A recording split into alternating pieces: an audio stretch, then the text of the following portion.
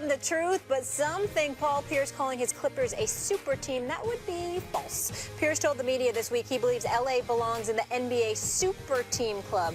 Quote, to me, I think we have a super team here. You look at Chris Paul, who's been first team All-NBA, Blake Griffin, first team, DeAndre Jordan, currently first team All-NBA. I mean, how many teams can currently say that? You have the best three-point shooter in the NBA, J.J. Redick. You have the sixth man of the year, Jamal Crawford. I mean, why is that not a super team? What defines a super team? When you look at those stats and you hear what I'm saying, this could very well easily be what's considered a super team, folks. Doc Rivers also chimed in earlier in the week. He said there's no gap between the Clippers and the Warriors. Max, I want to start with you. Mr. L.A. over here. Should the Clippers... Hey. You spent I was there for 5.5 years, and I enjoyed my time there very much. I sure did. And Marcellus, no one reps the Clippers harder than your boy Marcellus. That's true. So we know you're aficionado here. Should the Clippers just stop talking? Of course. Super team. First of all, I want to start on the franchise. Stephen A. usually going on the franchise when you have a little beef. The Clippers, you remember when Mount Rushmores were a big thing a couple years ago? Everyone was, who's on your Mount Rushmore? The reason Mount Rushmores were interesting is because you have to choose four. So it's really a process of editing. It's an editing exercise. Who are you going to leave off? Like with the Lakers, Shaq, Kobe, Magic, Kareem, Wilt, Jerry West. Forget about guys like James Worthy or Pau Gasol. Forget about it. So you have to edit, like, who are you going to leave off? The Clippers have the opposite problem. Mount Rushmore, who do you put on? Can you even fill up 4 spaces on the Clippers? Their history is ridiculous. So if you come from a franchise who most of the history has been a league-wide joke, and suddenly you got respectable, and even better than that, you got good. You're a Western Conference powerhouse. That's not a small thing. But understand, even in this, which is unquestionably and by so far the Clippers' golden era, they have yet to win 2 playoff games in the same postseason, ever. They've never been to series. They've sorry, I said games. Series. It's like the Cowboys. They've never been to a conference finals in their history. If you're experiencing your golden era and you've never been out of the second round of the playoffs, should you be talking about super team when the back-to-back Western Conference champions just added Kevin Durant? Super team? You're setting yourself up for failure. There was a window a couple years ago where if the Clippers would have at least made a Western Conference Finals, you could say we're moving in the right direction. And they choked it away against the Rockets, and they blew it again, largely because of injury, but also they didn't get it done this past season, and their window is now closed. There is a team with far superior firepower, better experienced, and respects to Doc Rivers, but based on recent past, Steve Kerr's outcoached him. I mean, let's just say what it is. So in no respect are the Clippers better than Golden State. And to call themselves, for Paul Pierce, who's been on a great team, a championship team, and is among the all-time greats, to call this a super team is to set them up for disappointment because, you know, let's see them make a conference finals first. They're certainly not getting out of the West.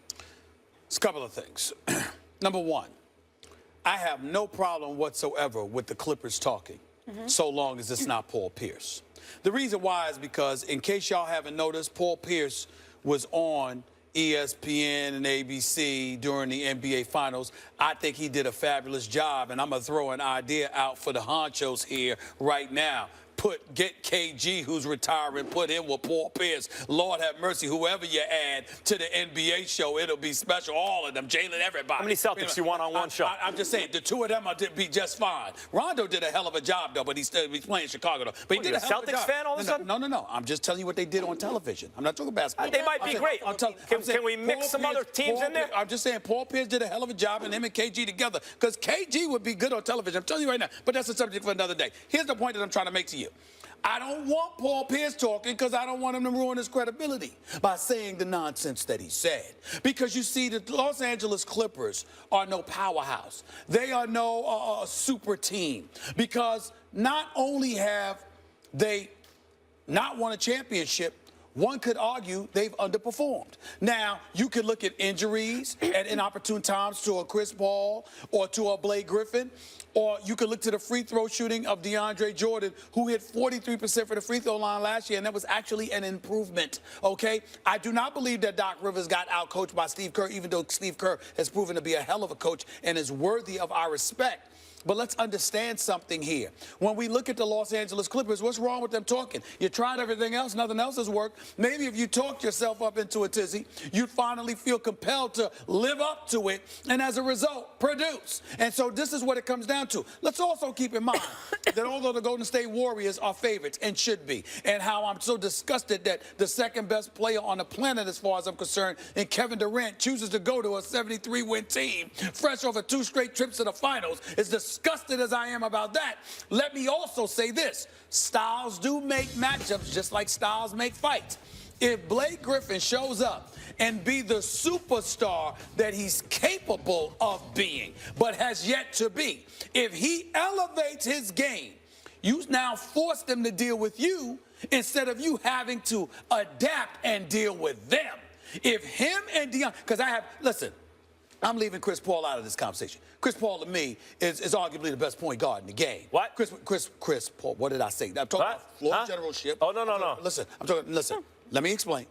Steph Curry, if you're talking about somebody who can shoot the basketball as well, Steph Curry's on another planet because he's the greatest shooter I've ever seen. Who's better, Steph Curry or Chris Paul? Steph Curry because he's a shooter. Okay. But what I'm saying is, when I say point guard. Point guard. Pure point guard. Yes, Chris Paul is the best pure point guard. I can't tell you how many times I've had to argue with people. What I'm talking about is a pure point guard. You're miniature, you're a floor general, but there's so much that your physicality would like. If a coach could draw up the way they wish their point guard could play, they would draw up Chris Paul. It's Chris Paul. It's Chris Paul. So I'm saying to you, no matter what Steph Curry's going to do, Chris Paul step on the floor with him, Chris Paul going to get his. You can book that, okay? It's the other guys that must step up. I'm going to put my boy, J Boogie on the clock here too. I call him And1. That's my nickname for him because, this brother could put stuff in the park to another level. Jamal Crawford is special, but I need him to be special this year. But we need to look at Blake Griffin and say, can we see that superstar that we know you can be? Because that is what it's going to require. Maybe Chris Paul has something to do with that, Stephen A. Smith. I don't think so. Look, here's the interesting thing I agree with you. The way the game especially used to be played, Chris Paul in certain respects is the most perfect point guard I've ever seen. Right? He does what do you want your point guard to do? That's the way he plays the game. It's like an idealized version. Isaiah-like. Right, sort of, right. But in this NBA, when you actually think about what you like your point guard to do, and you look at Steph Curry, the one issue with Chris Paul is the ball sticks with him. The ball sticks with Chris Paul. He has a lot of assists and everything, but he kind of monopolizes an offense because he is so great. Steph Curry, the ball doesn't stick with him, Stephen A. Whether he's on or off the ball moves. Yeah, you know what? It does. Let me tell you what. But let me tell More you than why. with Chris Paul. Let me say to you better why ball movement. That's not fair. And let me tell you why that's not fair. Because even though you say point guard, you get past half court, and all the Warriors are doing is pass the ball, set pick, so him or Clay can shoot. Sure. All right, and occasionally Draymond Durant. Green, and now you got Durant. That's not really running a team. Okay. The obligation that Steph Curry has with the ball in his hands is nothing compared to Chris Paul. No, it works because him and Klay Thompson in concert is the best. We've ever seen. So now Chris Paul has to run a team. So now we're getting to my point. Actually, the way the Warriors play is more efficient. And when you look, I'm not saying just stack up the talent, because as I said yesterday, if you take Kevin Durant off the team, which he's on it now, folks, but if you took him off the team like last year and you just stacked up the talent, it's comparable. But the form that the talent is in for the Warriors and the way they're able to play and space the floor is a more efficient way of playing than the way the Clippers play. Wait a minute. And now you add Durant. It's a wrap. Doesn't matter what Blake does. Wait a minute. You're talking about it's more efficient. They have a system with personnel that allows you to play outside in.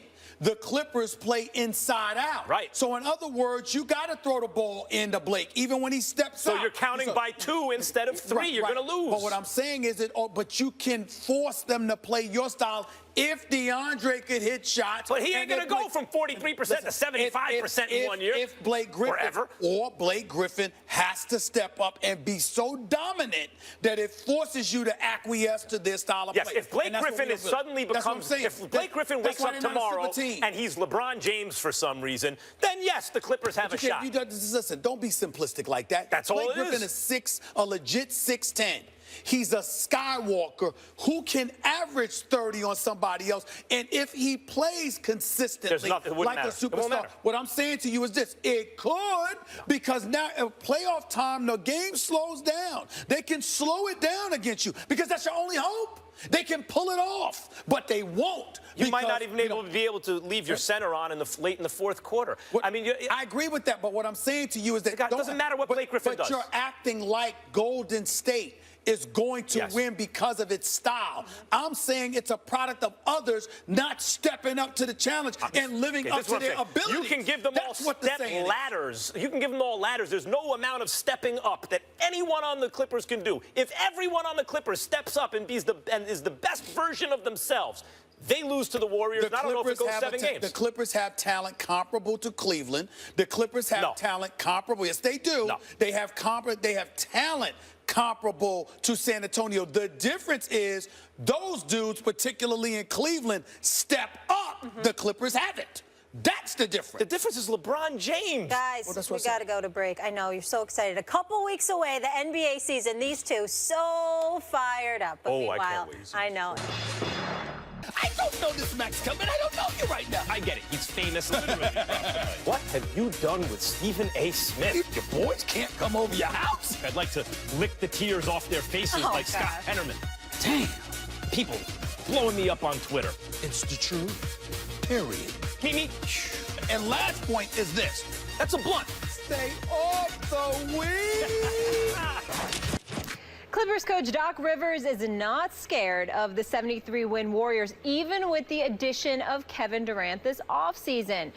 I think we can play with anybody, and we don't feel like there's a gap. That's all we have to prove, and I think everyone has to prove that. I know history very well in this league, and there's been a lot of super teams put together, quote-unquote super teams, and I know the history.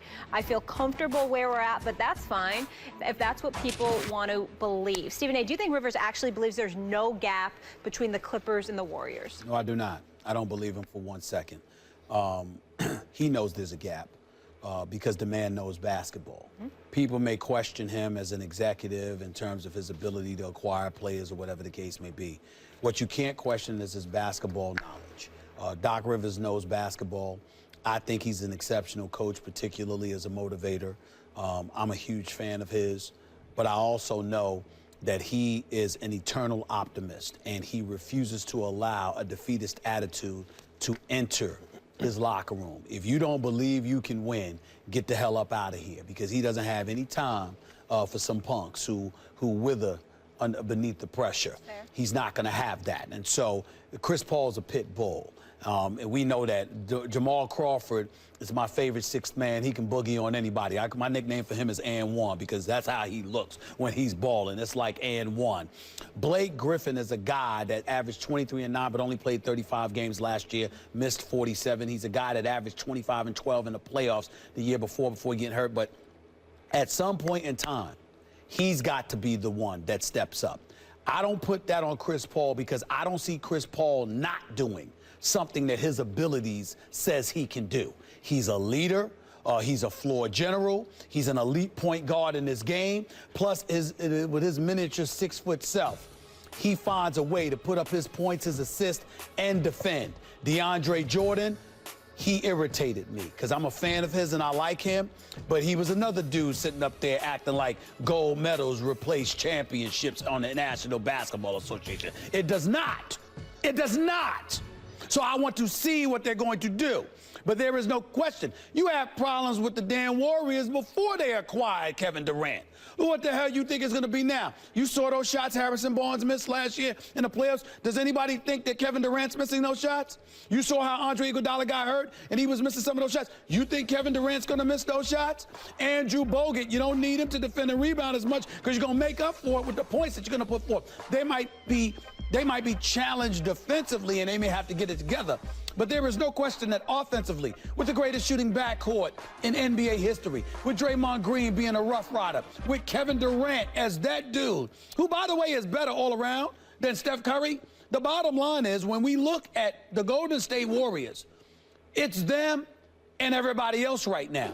And Doc Rivers, if I know that, Doc Rivers knows that. He just can't say so, and he can't allow his team to believe that, because then otherwise, why play the season? Everybody else will be there sitting like me, Max, feeling like, damn. First of all, I don't think they'll be challenged defensively at all. I think they're going to be excellent defensively, and I think their best defensive unit was with Draymond actually playing the 5, the way they swarm in the paint and everything. Okay, so look, last year, Doc could have made this claim. He could have said, look, there's no talent gap, because if you just simply stack the talent to the ceiling, you know, stacked who has the most talent, let's put it all together, the Clippers were comparable with the Thunder. The Warriors, and the Thunder.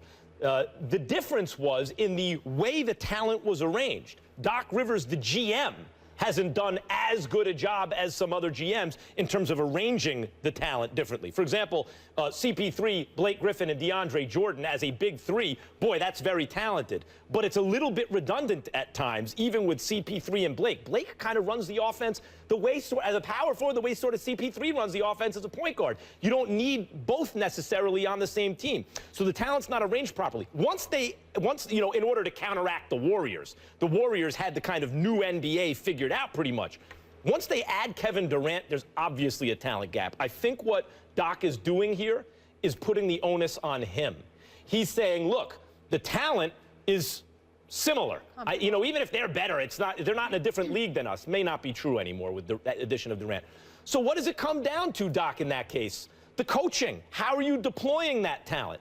And Doc Rivers is a buck stops with him kind of guy, which is admirable. He rallies the troops. He gets guys to buy in and believe. I can even tell you as a Knicks fan, of all the point guards I've seen in my lifetime, that's after Walt Frazier, including Mark Jackson, including Derek Harper back in the day, Doc was the guy I wanted with the money on the line playing point guard for the Knicks. He's that kind of player, and here he's putting the pressure on himself as a coach. I don't view it that way. I think it's him putting the pressure on Blake Griffin, which is where it belongs. Once again, DeAndre's DeAndre, CP is CP. Jamal Crawford is Jamal Crawford. Even J.J. Redick and Austin Rivers, they are who they are. The X factor is Blake Griffin, because Blake Griffin is a star. He may not be a superstar, but his talent says he should be a superstar. He's a superstar. He's got to step up. I'm saying he's got to step up, but he's not a superstar to me. Not yet. He's a star, but a superstar rises to the occasion and closes, which he has yet to do. And so for me, you got people out there talking about how Paul George should be swapped for Blake Griffin. No, I would love it if the Clippers found a way to add Paul George with Blake Griffin. I can't How do you intend to do that? You can't do it. But I'm just saying, I wish. That's my wish list. Because if you had a Paul George with a Blake Griffin at your 4, with a DeAndre at your 5, with a CP3 as your point guard, oh, now we got a different challenge here. And that would be apropos. But the only way for the Clippers to have closed the gap, the only way for the Clippers to knock off somebody as potent as Golden State is for Blake Griffin to be so unstoppable that you force the Golden State Warriors to deal with you instead of vice versa. And I can't see that yet. I can't see that yet. I got respect for this game. I can't see even before they got Kevin Durant, and obviously Steph is the #1 player on the team before then, and maybe still, was Draymond Green. That's the matchup problem. They can play 5 out with Draymond Green. That's the pick and roll partner. That's the guy who can create from the 5 position if he wants to. That's not DeAndre Jordan. Right. Got to go, but let me say this. Paul Pierce announced he's going to retire. Looking forward to seeing him in the Hall of Fame. Truth. Rudy Gay wants out of sack. If the Clippers get him, take a bunch of long twos. No. From the without Rudy Gay with CP3, playing the 3, keep Blake Griffin. Rudy Gay's a dangerous player, Stephen A. Just good enough to sink you. Oh. Maybe. I like him a lot, but he didn't have CP3. Not very efficient. He didn't have CP3. All right.